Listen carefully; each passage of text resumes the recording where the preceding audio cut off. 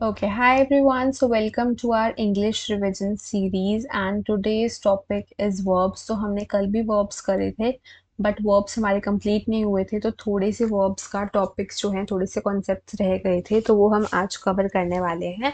तो हमने कर लिया था may and might तक, आज हम बात करेंगे should की। ठीक है, ओके तो should हमारा किस लिए यूज होता है? शुड की अगर हम बात करें तो शुड हमारा यूज होता है एक तो एडवाइस के लिए, है ना। एडवाइस के लिए हम यूज करते हैं शुड को। जैसे कि हम बोल सकते हैं you should never waste your time. You should never waste your time. Okay, then हम और किसके लिए यूज करते हैं? हम इसको यूज कर सकते हैं लॉजिकल डिडक्शन के लिए। ठीक है, लॉजिकल डिडक्शन। फॉर एग्जाम्पल अगर मैं बोलूं you have worked hard consistently, you have worked hard consistently, you should do well in the exam, है ना। इससे हम कुछ लॉजिकल डिड्यूस कर पा रहे हैं, राइट।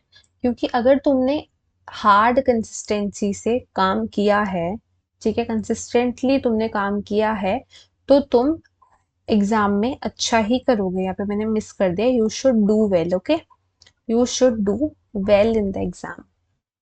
क्लियर। देन वी अगर मैं बोलूं we woke up early, okay sorry, we woke up early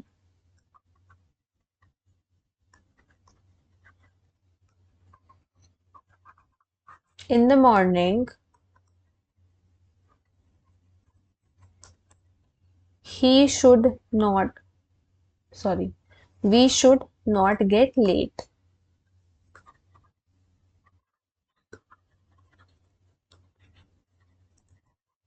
ठीक है, कि हम सुबह जल्दी हुए उठे थे तो हमें लेट नहीं होना चाहिए, ये भी लॉजिकल बात हुई, है ना। तो इसके हम किस किस चीज के लिए यूज करते हैं? एडवाइस के लिए यूज करते हैं, लॉजिकल डिडक्शन के लिए यूज करते हैं, हम इसको यूज करते हैं टू इंडिकेट ऑब्लिगेशन। ठीक है, ये सारे वर्ड्स मैं यहाँ पर लिख रही हूँ किस किस चीजों के लिए हम इसको यूज कर लेते हैं। तो you can note this down also. देखो, ऑब्लिगेशन, ड्यूटी, ठीक है, देन करेक्टनेस, ठीक है, या typically when criticising someone's action तब भी यूज कर सकते हैं। We should never,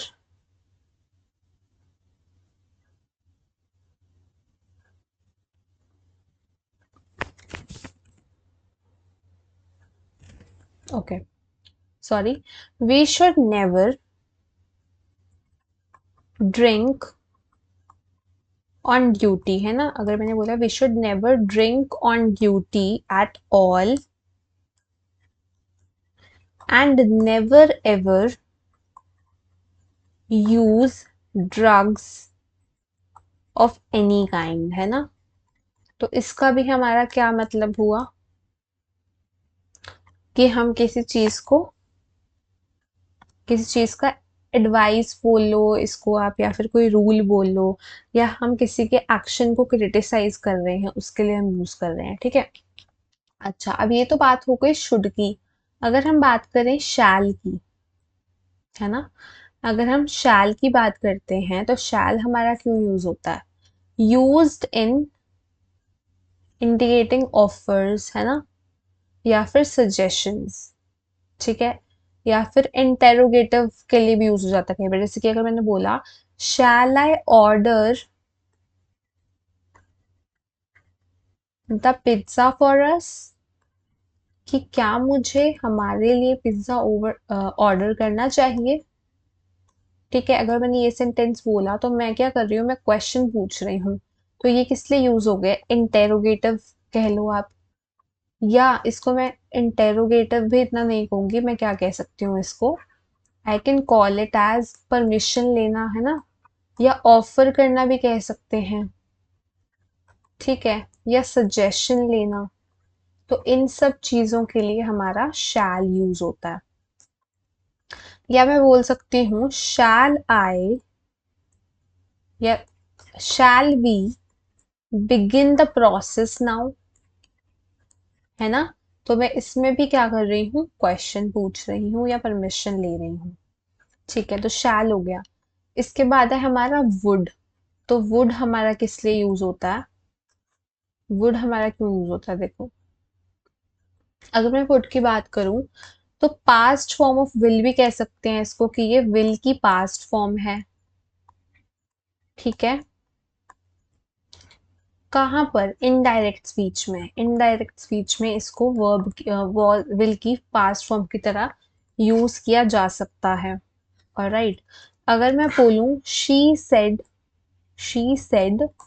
I will be there on time. ठीक है, और अगर मैंने बोला she said that she would be there on time, इन दोनों सेंटेंसेस में क्या डिफरेंस है।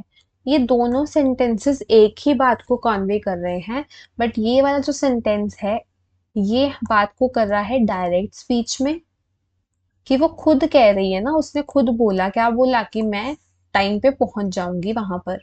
और लेकिन अगर मैंने किसी को बताया, ठीक है, देखो, शी सेड, ये भी मैंने किसी को बता ही रही हूँ, बट उसका नाम लेके ही कर रही हूँ ना, कि उसने क्या कहा कि I will be there on time. But अगर मैंने ऐसे बोला कि उसने कहा कि वो, है ना, ये इसकी डायरेक्ट स्पीच उठा करके मैंने लगा दी यहाँ पर, ये मैंने इनडायरेक्टली बताया।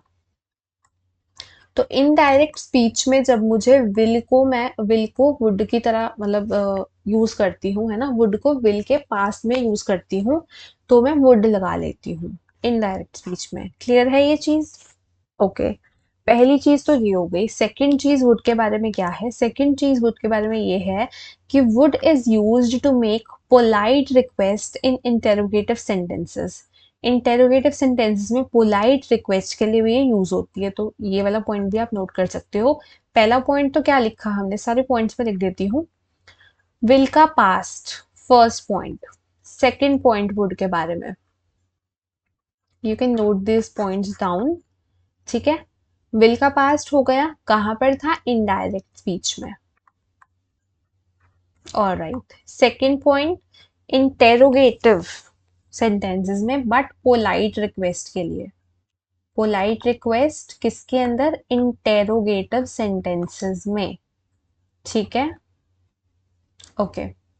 नेक्स्ट इसका यूज कब होता है, जब हम पास्ट टेंस में इसको यूज करते हैं तो indicate a habit, and in such case would का मतलब होता है यूज्ड टू। ठीक है, तो इसको हम यूज करते हैं पास्ट टेंस में। पास्ट टेंस में कब यूज करते हैं, किसी हैबिट को इंडिकेट करने के लिए। ठीक है, और इसका मतलब क्या होता है, इसका मतलब होता है यूज्ड टू।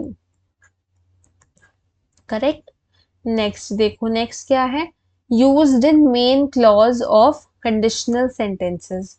कंडीशनल सेंटेंसेस के मेन क्लॉज में इसको यूज किया जाता है। क्यों यूज किया जाता है, टू डिपिक्ट अनरियल और हाइपोथेटिकल सिचुएशंस। ठीक है, मेन क्लॉज के कंडीशनल सेंटेंसेस में टू डिपिक्ट हाइपोथेटिकल, हाइपोथेटिकल या फिर अनरियल सिचुएशंस के लिए। ये भी क्लियर है। नेक्स्ट पॉइंट क्या है, पॉसिबिलिटी इंडिकेट करने के लिए भी उसको यूज किया जाता है, पॉसिबिलिटी। ओके, नेक्स्ट पॉइंट है प्रेफरेंस या चॉइस शो करने के लिए। ठीक है, व्हेन कंबाइंड विद रैदर, जब इसको रैदर के साथ लिखते हैं तो इसका कोई प्रेफरेंस या चॉइस इंडिकेट करने के लिए इसको यूज किया जाता है। क्लियर है वुड के सारे पॉइंट्स? अगर क्लियर है तो नेक्स्ट पे बढ़ते हैं, विच इज ऑट। ऑट हम कब यूज करते हैं, ऑट पहली बात तो कभी खाली नहीं आता, ऑट टू आता है हमेशा। तो ये बहुत इंपॉर्टेंट चीज है जो कई बार हम कंफ्यूज जाते हैं। कई बार सेंटेंस में आपको ऑट लिखा हुआ मिल जाएगा, वो कम्प्लीटली रॉन्ग है, और टू यूज होगा आपका। ठीक है, तो ये क्यों यूज होता है? Showing moral obligation. Okay, moral obligation use करने के लिए वी यूज ought टू, या ड्यूटी कह सकते हो आप। ठीक है, जैसे कि मैंने बोला you ought to keep those in need. ठीक है, sorry, you ought to help those in need, है ना? You ought to help those in need. तो इसका मतलब क्या हुआ कि जिनको जरूरत है तुम्हें उनकी हेल्प करनी चाहिए। मतलब ये तुम्हारी ड्यूटी है, या फिर ये तुम्हारी मॉरल ऑब्लिगेशन है कि तुम्हें ये चीज करनी चाहिए। ठीक है, ओके। अब इसमें एक पॉइंट है, पॉइंट टू रिमेम्बर क्या है देखो। पॉइंट टू रिमेम्बर, इन्फिनिटिव हमने पढ़ा था। इन्फिनिटिव क्या होता है? टू की फर्स्ट फॉर्म के साथ जो होता है।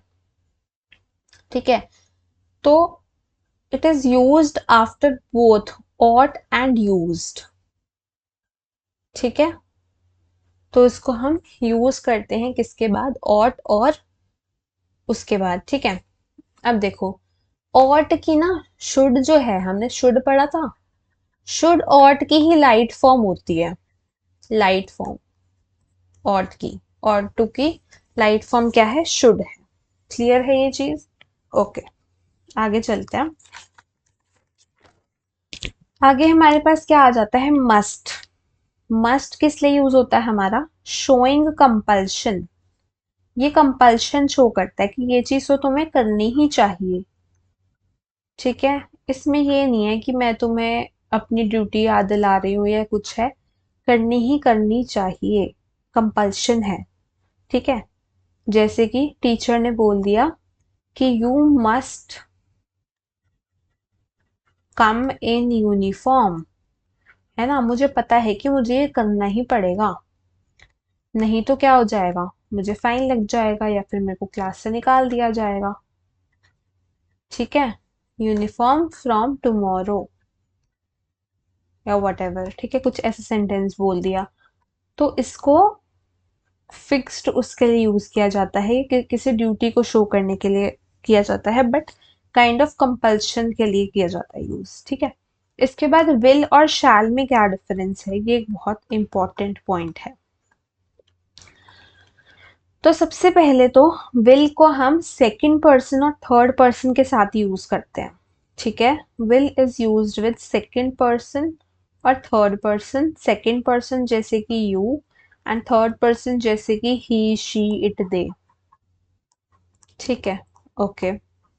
और शैल को हम फर्स्ट पर्सन के साथ भी यूज कर सकते हैं इंटेरोगेटिव के अंदर, जैसे कि मैंने बोल दिया आई या वी, है ना? तो उसके साथ भी शैल को यूज किया जा सकता है। अब देखो, अगर मैं लिखूं आई और वी, और यहाँ पे मैं लिखूं यू ही दे, एक टेबल बना रही हूँ। इट, दे में लिखी चुकी थी, सॉरी। ओके, तो इस वाले केस में क्या करना है? यहाँ पे लिखो नॉर्मल, यहाँ पे लिखो डिटर्मिनेशन, यहाँ पे लिखो डिटर्मिनेशन, समझ जाओगे ना, डिटर्मिनेशन है। ओके, यहाँ पे लिखो कंपल्शन। ठीक है, तो देखो, दिस इज नॉर्मल के केस में। नॉर्मल मतलब आप कुछ नॉर्मल बात कह रहे हो, ऐसा नहीं है कि उस चीज की कंपल्शन है या आप डिटर्मिनेशन के साथ उस चीज को बोल रहे हो। तो आप क्या बोल सकते हो? आप शैल बोल सकते हो। ठीक है, किसके केस में? आई और वी के केस में, फर्स्ट पर्सन के केस में। ये कौन था? फर्स्ट पर्सन था। ठीक है, और नॉर्मल के अंदर ही अगर हमारा सेकंड पर्सन आ जाता है, सेकंड या थर्ड पर्सन आ जाता है ना, तो इस केस में क्या करते हो तुम? इस केस में वी यूज विल। ठीक है, सेकंड थर्ड पर्सन के केस में अगर हम नॉर्मल बात कर रहे हैं तो हम विल का यूज करेंगे, हम शैल का यूज नहीं करेंगे। फर्स्ट पर्सन में हम शैल का यूज करेंगे। डिटर्मिनेशन, जब अगर आप डिटर्मिनेशन से उस चीज को बोल रहे हो, फिर आप फर्स्ट पर्सन में ही विल यूज कर लोगे। ठीक है, और अगर आप कंपल्शन की बात कर रहे हो तो आप फर्स्ट पर्सन में क्या बोलोगे? वो तो पता नहीं, but second person third person में आप शैल ही यूज करोगे। क्लियर है? क्लियर है, ओके। आगे चलते हैं नेक्स्ट पर। नेक्स्ट में क्या है, will is used in question tag of imperative sentences. जैसे कि क्लोज द डोर, अगर मैंने बोला close the door, will you, है ना। देखो, ये देखने को तो एक इम्पेरेटिव सेंटेंस था, है ना, और इसके अंदर जब मैंने ये चीज लगा दी तो ये एक क्वेश्चन टैग है, विल यू। तो क्वेश्चन टैग में हम विल का यूज करते हैं इम्पेरेटिव सेंटेंसेस के अंदर। अच्छा, in case where imperative sentences start with letters, जैसे कि कोई इम्पेरेटिव सेंटेंस अगर लेटर्स से स्टार्ट हो रहा है तो फिर क्वेश्चन टैग शैल का यूज कर सकता है। ठीक है, जैसे कि मैं लिखूं let us go to the park. ठीक है, let us go to the park, और फिर मैंने बोल दिया शैल बी। ठीक है, तो अगर लेटर्स से स्टार्ट हो रहा है then question tag often uses shall, और अगर नॉर्मल था तो हमने विल यूज कर लिया था। क्लियर है? जब वर्ब का सब्जेक्ट नहीं होता है ना, इम्पेरेटिव सेंटेंस होता क्या है, जब वर्ब का कोई सब्जेक्ट नहीं है, close the door, will you मैंने बोल दिया है ना, तो कौन कह रहा है क्लोज द डोर, है ना, कोई सब्जेक्ट तो नहीं मिला सेंटेंस का। ये let us go to the park, कौन कह रहा है कि हम पार्क चलते हैं, तो ये इम्पेरेटिव सेंटेंस होता है जहां पर हमारे पास सब्जेक्ट नहीं होता है वर्ब का। ठीक है, आगे चलते हैं। मार्जिनल मॉडल वर्ब्स क्या होते हैं? सॉरी, मार्जिनल मॉडल वर्ब्स क्या होते हैं? Let me change the colour. Marginal modal verb, जैसे कि यूज टू, जैसे कि नीड टू, जैसे कि डेयर। अगर मैंने बोला she needs a new laptop, sorry, she needs a new laptop. ठीक है, दो सेंटेंसेस लिख रही हूँ, उसमें डिफरेंस क्या है पहले तो वो फिगर आउट करते हैं। She need not take his help.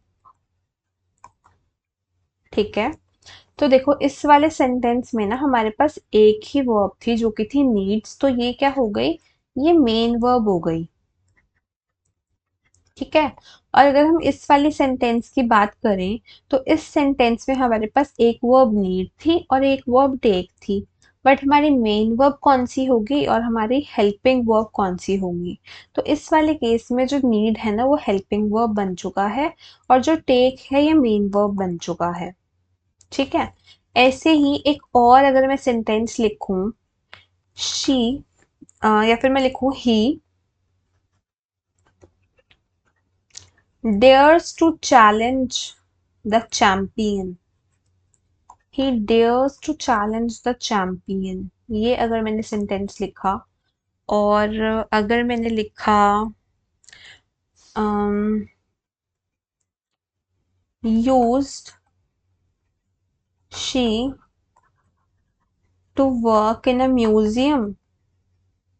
अब ये सेंटेंसेस कई बार कईयों को गलत लगता है कि ये क्या बात बनी, use she work, use she to work in museum, but ये बिल्कुल सही है सेंटेंस। क्यों सही है?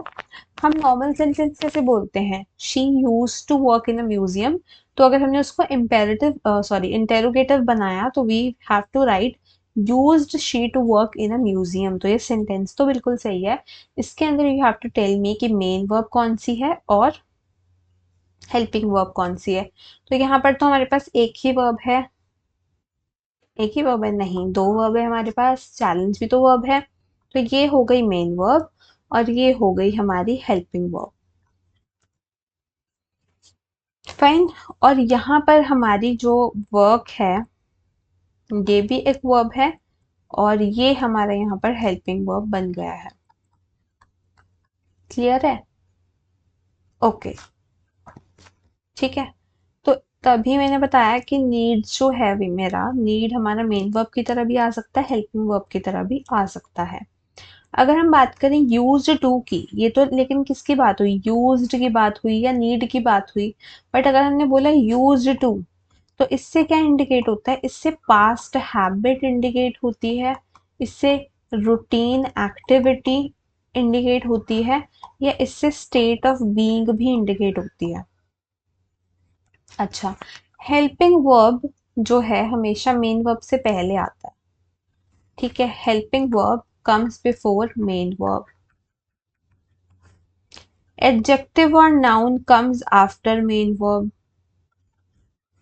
ये मेन वर्ब के बाद आएगा। जैसे मैंने लिखा शी इज यूज्ड टू, ये मैं किसकी बात कर रही हूँ, यूज टू की। अगर मैंने लिखा she is used to wake up early for work, तो ये गलत है सेंटेंस। क्यों गलत है, मैंने इसकी बात करी तो इज मेरा मेन वर्ब है यहाँ पर, और यूज्ड टू मेरा क्या बन जाएगा, एडजेक्टिव बन जाएगा ना इस केस में। तो यूज टू हमारा एडजेक्टिव हो गया, और यहाँ पर फिर एडजेक्टिव के बाद तो नाउन आना चाहिए। यहाँ पे कोई नाउन दिख रहा है, मुझे तो कोई नाउन नहीं दिखाई दे रहा। वेकअप तो वर्ब है, ये तो एक वर्ब आ गया, तो ये तो गलत हो गया। तो यहाँ पर मैं वर्ब तो मुझे डालनी पड़ेगी, बट नाउन के फॉर्म में डालनी पड़ेगी ना। तो V1 प्लस ING में क्या लिख सकती हूँ, वेकिंग अप। वेकिंग अप लिखूंगी तो सही हो जाएगा, ये जेरेंड होती है तो वर्ब नाउन होती है।